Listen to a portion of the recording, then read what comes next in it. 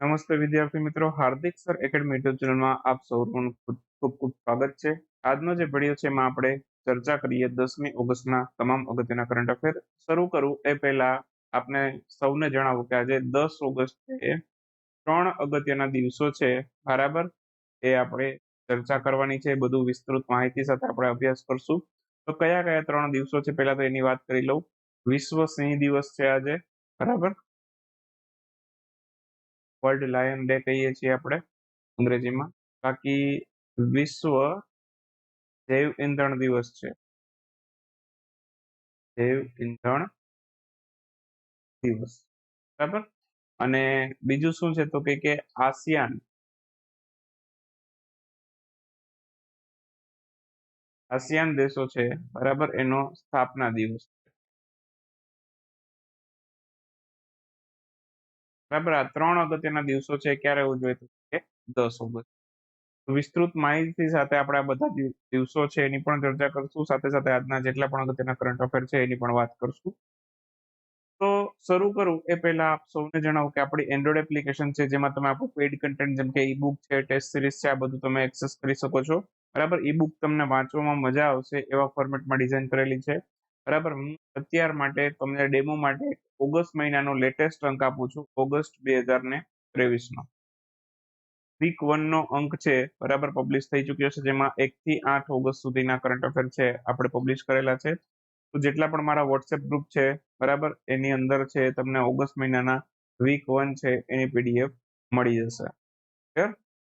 તો ડેમો માટે છે. બાકી જે લોકો ગ્રુપમાં નથી જોડાયેલા એ લોકો માટે હું એપ્લિકેશનની અંદર છે, બરાબર, આ ઓગસ્ટ મહિનાનો પહેલો અંક છે, બરાબર, એ હું ફ્રીમાં રાખી દઈશ, તમે ફ્રીમાં જોઈ શકશો, બરાબર.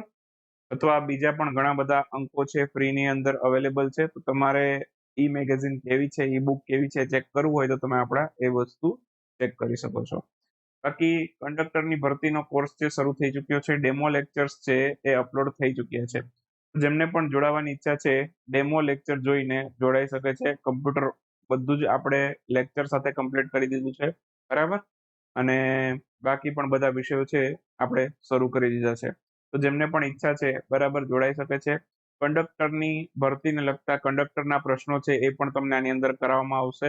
વન લાઇનર સ્વરૂપે પણ હશે અને જ્યાં વિસ્તૃત માહિતી મને લાગશે કહેવાની ત્યાં વિસ્તૃત માહિતી સાથે પણ આપણે એનો અભ્યાસ કરાવશું, બરાબર.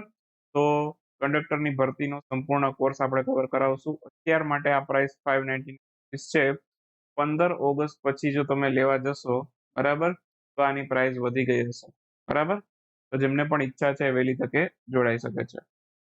શરૂ કરીએ આજનો વિડીયો 10મી ઓગસ્ટના કરંટ અફેર.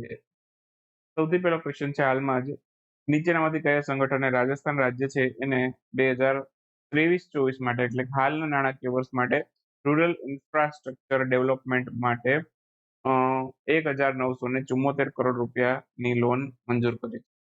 તો આ કોણે મંજૂર કરી છે? આ મંજૂર કરી છે નાબાર્ડે. ઓપ્શન ડી આપણો આન્સર થાય.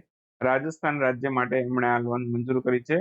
કુલ 74 કરોડ રૂપિયાની આ લોન છે, બરાબર, એ નાબાર્ડે મંજૂર કરી છે. નાબાર્ડની વાત આવી છે તો અહીંયા નાબાર્ડ વિશે થોડાક અગત્યના ક્વેશ્ચન છે, બરાબર, તમારી પરીક્ષામાં પૂછાઈ શકે છે. તો નાબાર્ડ છે, બરાબર, એક અગત્યની સંસ્થા છે. એનું પૂરું નામ થાય છે national bank four agriculture and development and rural development. આ એનું પૂરું નામ છે. સ્થાપના ક્યારે થઈ એવો ક્વેશ્ચન આવે એકાદો. તો સ્થાપના આની થઈ હતી 12 જુલાઈ 1982 ના રોજ આની સ્થાપના થઈ હતી. મુખ્ય મથક આનું મુંબઈમાં આવેલું છે. અને પ્રશ્ન પરીક્ષામાં એમ પણ પૂછે કે ભાઈ આ કયા મંત્રાલય અંતર્ગત કાર્ય કરે છે? તો નાણાં મંત્રાલય એટલે કે ફાઇનાન્સ મિનિસ્ટ્રી અંતર્ગત તે કાર્ય કરે છે. નેક્સ્ટ ક્વેશ્ચન છે, હાલમાં જ વર્લ્ડ તીરંદાજી ચેમ્પિયનશિપ અથવા તો વર્લ્ડ આર્ચરી, બરાબર, એને કહેવાય આર્ચરી. ઓકે, તો તીરંદાજીને અંગ્રેજીમાં આર્ચરી કહીએ આપણે. તો વર્લ્ડ તીરંદાજી ચેમ્પિયનશિપ છે એનું આયોજન છે કયા સ્થળે કરવામાં આવ્યું છે?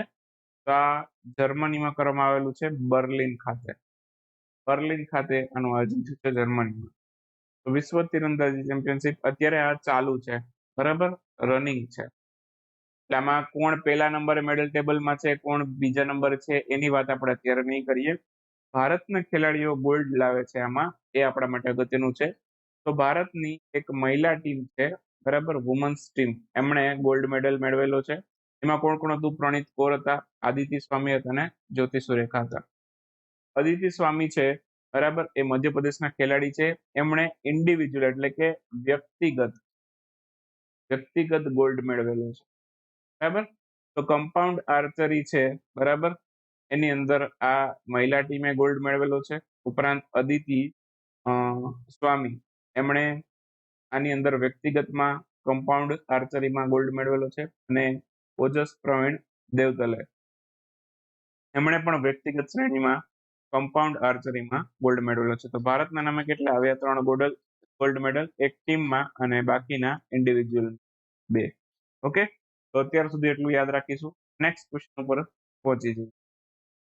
ભારતીય વાયુસેનાને કયા દેશ પાસેથી spike non line of site anti tank guided missile પ્રાપ્ત થઈ છે? તો ભારતે કયા દેશ પાસેથી આ મિસાઇલ મેળવી છે?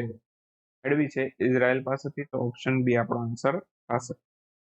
ભારતે હાલમાં જ ઇઝરાયલ પાસેથી spike non line of site એટલે કે NLOS anti tank guided missile મેળવી. ઓકે, એન્ટી ટેન્ક જોઈને જ ખબર પડે કે આ કેવી મિસાઇલ હશે, તો કે ટેન્કને ધ્વસ્ત કરવા માટે ઉપયોગમાં લેવાશે. કઈ કંપની બનાવે છે? અને ઇઝરાયલની રાફેલ નામની કંપની બનાવે છે, બરાબર, ઇઝરાયલની રાફેલ નામની. જો એક રાફેલ વિમાન ફાઇટર જેટ પણ હોય છે, બરાબર. આ ફાઇટર જેટ છે, બરાબર, એ રાફેલ નામનું ફાઇટર જેટ છે, બરાબર, એ કોણ બનાવે છે? ફ્રાન્સની ડસોલ્ટ નામની કંપની બનાવે છે. અહીંયા ઇઝરાયલની કંપનીનું નામ રાફેલ છે, બરાબર. એ શું બનાવે છે? તો કે spike non line of site anti tank guided missile બનાવે છે, જે ભારતે ઇઝરાયલ પાસેથી મેળવી છે, બરાબર. તો અહીંયા બેમાં કન્ફ્યુઝન ન થાય એટલા માટે ક્લિયર કરી દઉં છું. રાફેલ ફાઇટર જેટ પણ છે કે જે ફ્રાન્સ છે એની પાસેથી આપણે ખરીદ્યા છે. ટોટલ કેટલા ખરીદ્યા છે ખબર છે ને બધાને? 36 અને 36 આપણે મેળવી લીધા છે. 36 ખરીદ્યા હતા અને 36 ભારતને મળી ગયા છે, બરાબર. આ બધું યાદ રાખજો. બાકી આ જે મિસાઇલ છે, બરાબર, એને જો હવામાંથી છોડવામાં આવે તો એની રેન્જ છે, બરાબર, એ 50 કિલોમીટર થાય. અને જો તમે જમીન ઉપરથી, ધરતી ઉપરથી આને છોડો તો આની રેન્જ થઈ જાય 32 કિલોમીટર. હવામાં રેન્જ અને ધરતી પરથી રેન્જ યાદ રાખશું. એટલે કે આને હેલિકોપ્ટરમાંથી છોડવામાં આવે તો આની રેન્જ 50 કિલોમીટર છે, બરાબર. આપણી પાસે હેલિકોપ્ટરમાંથી છોડવાની કોઈ સ્વદેશી મિસાઇલ છે? સ્વદેશી આપણે જ બનાવી એવી? તો કે છે હેલિના. આ નાગ મિસાઇલ જ છે કે જેને તમે હેલિકોપ્ટરમાંથી છોડો તો એને કહેવાય હેલિના, બરાબર. એને પણ યાદ રાખી લેશું. એ પણ એન્ટી ટેન્ક ગાઇડેડ મિસાઇલ છે હેલિના. પેટ્રોલિયમ અને નેચરલ ગેસ રેગ્યુલેટરી બોર્ડ એમણે કઈ સંસ્થા સાથે મળીને પ્રાકૃતિક ગેસમાં ગ્રીન હાઇડ્રોજનને મિશ્રિત કરવા માટે એક રોડ મેપ જાહેર કર્યો છે? હાસિલ કર્યો નહીં, જાહેર કર્યો શબ્દ વધારે સારું લાગશે, બરાબર. તો હાલમાં જ છે કઈ સંસ્થા? IMF તો નથી આનીમાં, તો વર્લ્ડ બેંક છે આપણો આન્સર થશે. વર્લ્ડ બેંક સાથે મળી અને આ પેટ્રોલિયમ અને નેચરલ ગેસ રેગ્યુલેટરી બોર્ડ છે, બરાબર, એને આ કરાર કર્યા છે. તો બીજું અગત્યનો પોઈન્ટ શું છે કે આ ગ્રીન હાઇડ્રોજનને મિશ્રિત કરવા માટેના રોડમેપ તો તૈયાર કર્યા છે વર્લ્ડ બેંકે અને આમણે, બરાબર. તો ગ્રીન હાઇડ્રોજન પણ બનાવવા પડશે. તો આ માટે આપણું નેશનલ ગ્રીન હાઇડ્રોજન મિશન છે. એના અંતર્ગત આપણે 2030 સુધીમાં પ્રતિ વર્ષ 5 MMT ગ્રીન હાઇડ્રોજનનું નિર્માણ કરવાનો લક્ષ્યાંક આપણે હાંસલ કરવાનો છે. ઓકે, બાકી થોડાક આવી જ જે પેટ્રોલિયમ પ્રાકૃતિક ગેસ મંત્રાલય અંતર્ગત આવતી કંપનીઓ છે જે હમણાં ચર્ચામાં રહી છે, જેમ કે ONGC વિદેશ લિમિટેડ. જો એક વસ્તુ ક્લિયર કરી દઉં, લાસ્ટ કદાચ આની પહેલાના વિડીયોમાં આ વસ્તુ ક્લિયર કરવાની રહી ગઈ હતી. ONGC છે, બરાબર, આ પહેલેથી એક મહારતન કંપની છે. એવી કંપની છે, મહારતન કંપની. ખાલી ONGC આપે તો, પણ હમણાં જ ONGC વિદેશ લિમિટેડ, ઓકે, આ ONGC વિદેશ લિમિટેડ છે, બરાબર, એને હમણાં જ નવરત્ન કંપનીનો દરજ્જો મળ્યો છે, બરાબર. નવરત્ન કંપની બની છે. ONGC વિદેશ લિમિટેડ છે, નવરત્ન કંપની બની છે. અને ખાલી ONGC છે તો એ અત્યારે ઓલરેડી મહારત્ન કંપનીમાં સામેલ છે. તો અહીંયા ઓલરેડી અહીંયા ઓએનજીસી વિદેશ લિમિટેડ છે, બરાબર, એ ભારતની 14મી નવરત્ન કંપની બની છે.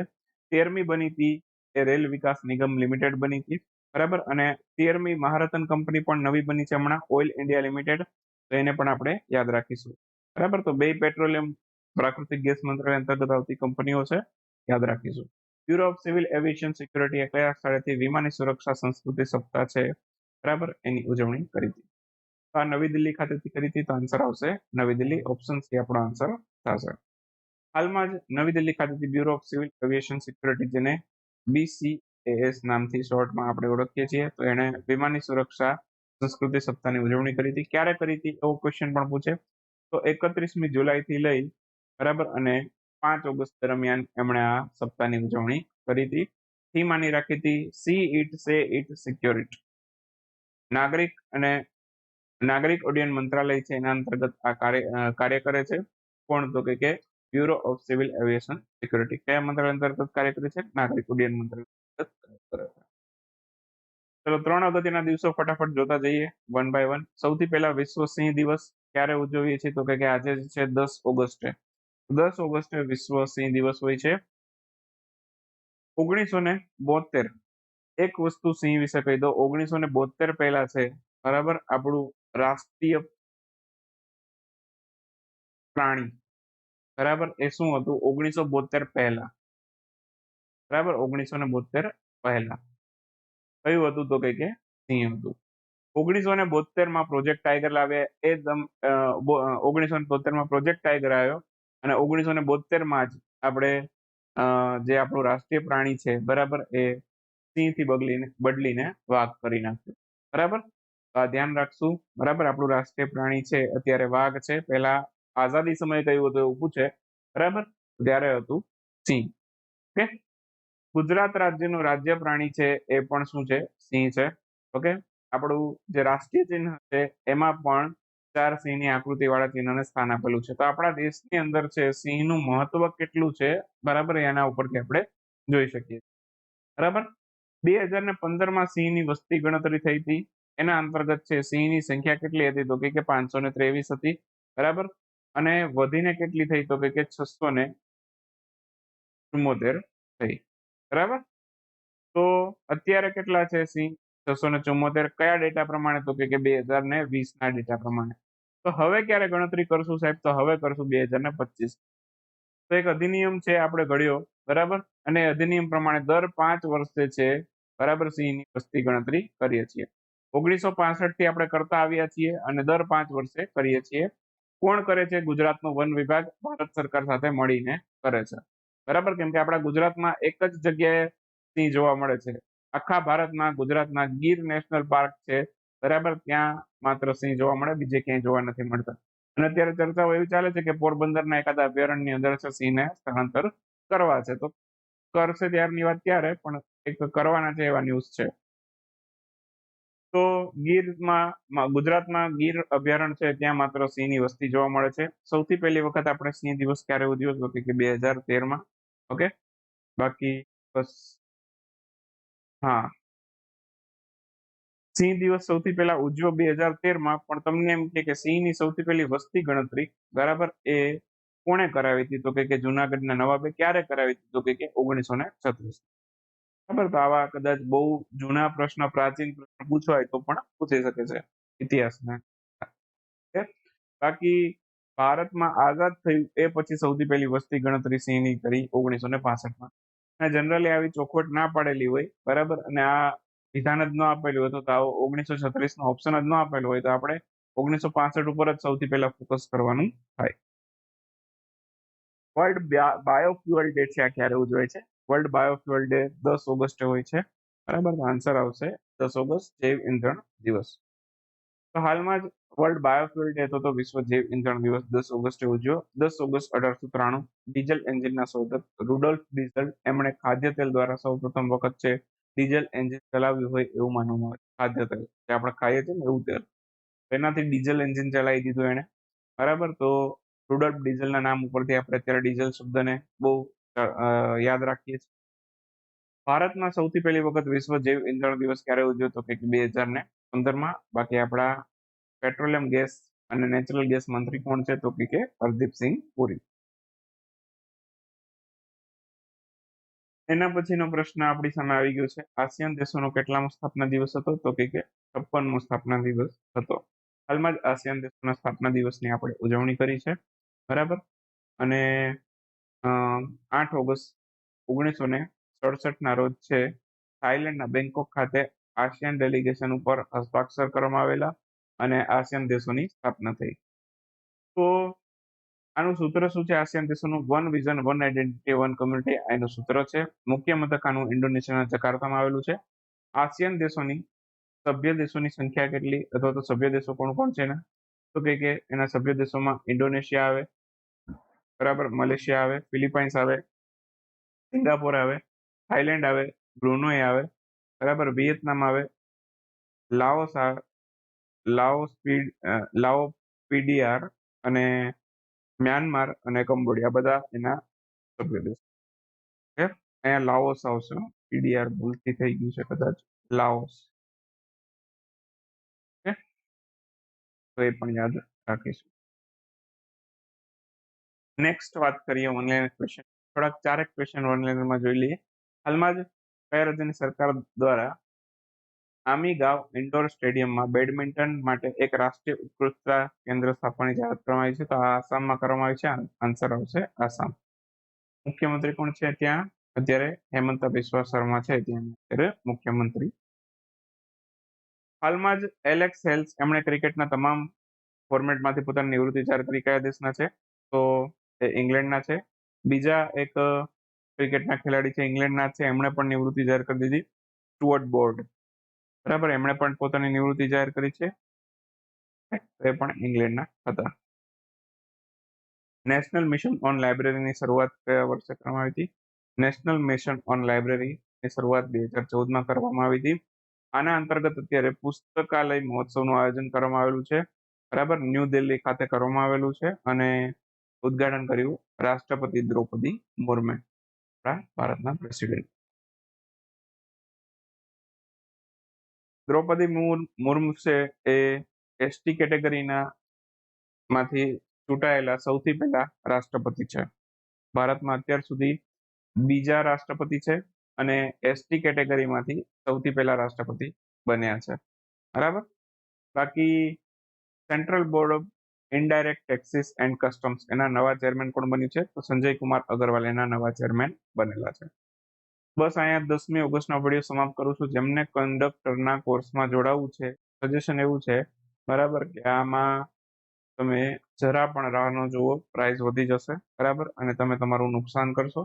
599 રૂપિયામાં અત્યારે મળે છે, પછી નહીં મળે. જેમને પણ ઈચ્છા છે વહેલી તકે જોડાઈ શકે છે.